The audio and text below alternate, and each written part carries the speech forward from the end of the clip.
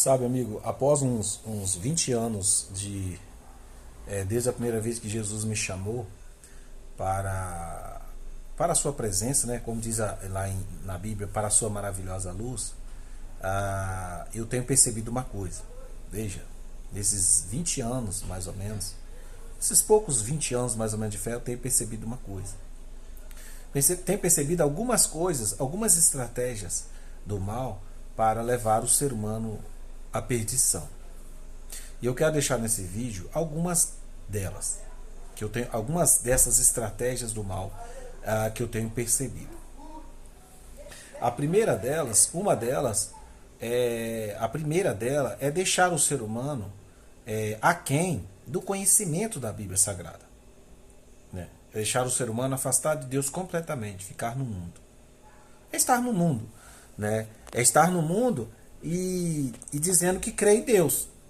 Se você perguntar a qualquer pessoa na rua que não tem conhecimento com a Bíblia, da Bíblia Sagrada e nada, ele diz que crê em Deus. E não podemos duvidar da fé do coração. Só que a Bíblia apresenta que a verdadeira fé é moldada pela obediência. Entende? Se eu disser que tem fé, mas não obedecer a palavra de Deus, a Bíblia diz que essa fé ela é morta. Lá no livro de Tiago, se não me falha a memória, diz que a fé é morta. A fé sem obras, sem as boas obras, é morta. Essa é uma das estratégias da pessoa que está no mundo. Agora, existe outra estratégia também. Entre muitas estratégias, uma segunda que eu queria destacar, estratégia do mal para levar o ser humano à perdição, é a pessoa estar numa igreja e não conhecer a palavra de Deus, e não estudar a Bíblia Sagrada. É o crente estacionado. Não conhecer a Bíblia como um todo. Entende? Não conhecer a Bíblia como um todo. Por exemplo, em todas as escrituras sagradas está espalhado a lei de Deus. Em tudo. Exemplo, quando Deus criou o mundo, lá em Gênesis no capítulo 2, versículo 1 e 2, ele coroou a criação como sábado. Entendeu? E o sábado é uma verdade estabelecida em toda a Bíblia Sagrada e será restabelecido na nova terra de novo, quando Deus fizer o novo mundo. Aonde era? Isaías 66, 22 e 23. A estratégia, então nessa segunda estratégia, é levar os crentes a não conhecer toda a Bíblia Sagrada. Entende? Não conhecer toda a Bíblia Sagrada. E essa é uma segunda estratégia. Entende? É não entender que a lei de Deus está em toda a Bíblia Sagrada. Quer ver uma coisa? Se você ler Gênesis capítulo 4, lá não está escrito a lei de Deus. Em Gênesis, a lei de Deus foi dada a partir de Êxodo capítulo 20. É que foi dada a lei de Deus, dos 10 mandamentos.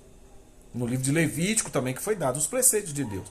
Mas por que então que quando Caim matou Abel, Deus condenou as obras, a atitude dele? Porque transgrediu uma lei. Qual foi a lei? A lei dos 10 mandamentos que diz assim, não matarás. Entende? Não matarás.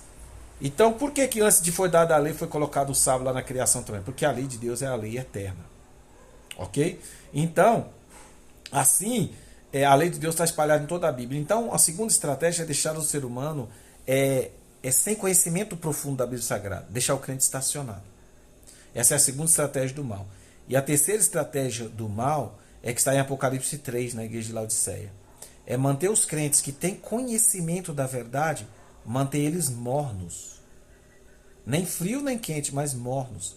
Indiferente a essa verdade que eles conhecem. Não vivendo bem ela e nem pregando ela.